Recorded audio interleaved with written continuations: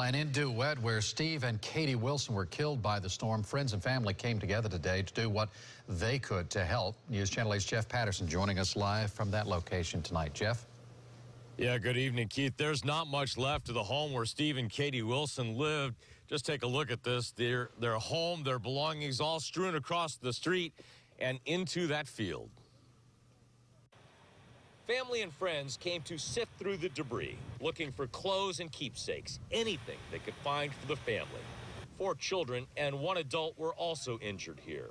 It's hard to believe anyone could have survived this. Among the clothes and toys, we spotted 1 book, Paradise Lost.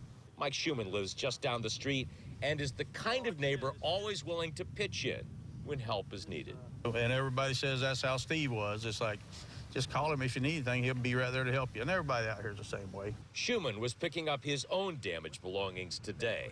We're going to build it back. I mean, that's devastating enough for me, but, man, you got people that lost their lives down here. I mean, that don't compare, We can rebuild this. His workshop was blown apart by the tornado as he and his wife went to an interior closet inside their home.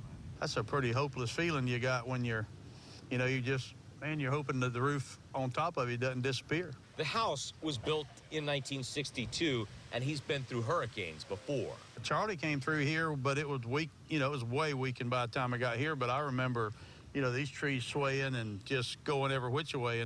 But he's never seen anything like the tornado.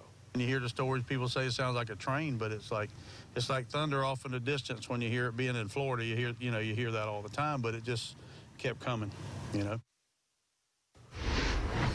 Yeah, the power company was just here. They left a little while ago after doing some repair work to the lines out here.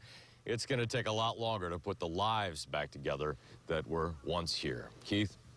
Jeff, moments before we came to you, Paul Lamison was showing us an aerial perspective of blue tarps just kind of peppered around some of the damage where he was located. But what about where you are? Have you seen damage in other areas? Yeah, not far from here, Keith. There's a few other homes that are scattered here that have some damage. The homes are pretty far spread apart, though. Fortunately, not a thickly settled area, so not a lot of damage. But the homes that were impacted are still trying to pick up today. And a lot of broken trees, as you can see in your video, too. Thank you. Jeff Patterson reporting live.